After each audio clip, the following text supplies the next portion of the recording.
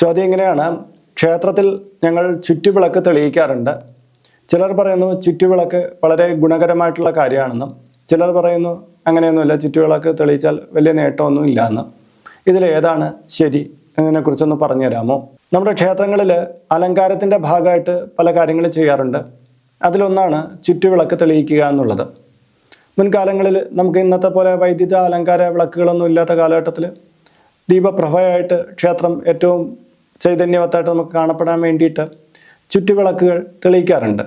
ഒരു ക്ഷേത്രം ഇങ്ങനെ വെളിച്ചമൊന്നുമില്ലാതെ കിടക്കുന്നതും ചുറ്റുവിളക്കുകൾ ദീപപ്രഭയോട് കൂടി നിൽക്കുന്നതും തമ്മിലുള്ള വ്യത്യാസമുണ്ടല്ലോ. അവിടേക്കുന്ന മനുഷ്യരുടെ ഭക്തരുടെ കണ്ഠങ്ങളിൽ നിന്ന് അവിടുത്തെ മൂർത്തിയെ വിളിച്ചിട്ടുള്ള പ്രാർത്ഥനകളുണ്ടാവുമല്ലോ. ഇവിടെ ചുറ്റുവിളക്ക് തെളിയിക്കുമ്പോൾ നമ്മുടെ കണ്ണിനും മനസ്സിനും വളരെയധികം ആഹ്ലാദം ജനിക്കുന്നു എന്നുള്ള സത്യത്തെ നമ്മൾ മറച്ചു വെക്കേണ്ടതില്ല. നമുക്ക് ഭക്തി നന്നായിട്ട് വർദ്ധിക്കുന്നുണ്ട് ഈ സമയങ്ങളിൽ, ഈ ദീപപ്രഭയിൽ നിൽക്കുന്ന ദേവതയെ കാണുമ്പോൾ തന്നെ. അതുകൊണ്ട് തന്നെ ഈ ഭക്തൻ്റെ മനസ്സിലുള്ള ഈ ഉണർവ് ഈ ചുറ്റുവിളക്ക് തെളിയിക്കുമ്പോൾ കിട്ടുന്ന ആ പ്രഭയിലൂടെ ഉണ്ടാകുന്നതാണ്. ആ ദൈവ ചൈതന്യത്തെ നമുക്ക് കൂടുതൽ അടുത്തറിയാൻ, അതിലേക്ക് അർപ്പിതമാകാനൊക്കെ ഇത് സഹായകരമാകുന്നുണ്ട്. അപ്പോൾ ഈ ഒരു ചുറ്റുവിളക്ക് തെളിയിക്കുന്നത് ആ ക്ഷേത്രവുമായി ബന്ധപ്പെട്ട ഒരു വഴിപാടല്ലെങ്കിൽ കൂടിയും ഇത് വളരെ ഗുണകരമായിട്ടുള്ള കാര്യമായിട്ടാണ് വർത്തിക്കുന്നത്. ഭക്തരുടെ ഉള്ളിലെ ഈശ്വരീയ അംശം വളർത്തുന്നതിന് വളരെ ഗുണകരമാണ്.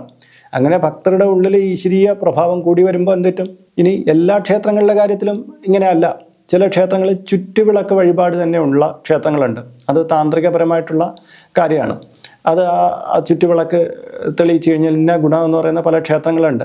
അവിടെ താന്ത്രിക ആചാരത്തിൽ അത് വരുന്നു. എന്നാൽ പല ക്ഷേത്രങ്ങളിലും അങ്ങനെയല്ല, ഒരു അലങ്കാരം എന്നുള്ള രീതിയിലാണ് വിളക്ക് തെളിയിക്കുക എന്നുള്ളതാണ് വ്യത്യാസം. അപ്പോൾ വഴിപാടായിട്ട് അതിന് ഗുണം ചെയ്യുന്ന ക്ഷേത്രങ്ങൾ താന്ത്രിക പടിത്തരത്തിൽ തന്നെ അത്തരം കാര്യങ്ങൾ പറഞ്ഞിട്ടുണ്ടാവും. അല്ലാത്ത ക്ഷേത്രങ്ങളിൽ ചൈതന്യവർത്താക്കുന്നതിന് വേണ്ടിയിട്ടുള്ള ഒരു രീതിയിൽ നിന്നേ ഇതിനെ എടുക്കാൻ പറ്റുള്ളൂ. എന്തായാലും ഇത് പുറത്ത് ചെയ്യുന്ന ഒരു ചടങ്ങാണ്. അതിൻ്റേതായ ഗുണങ്ങൾ അതിൽ നിന്ന് വരികയും ചെയ്യുന്നതാണ്.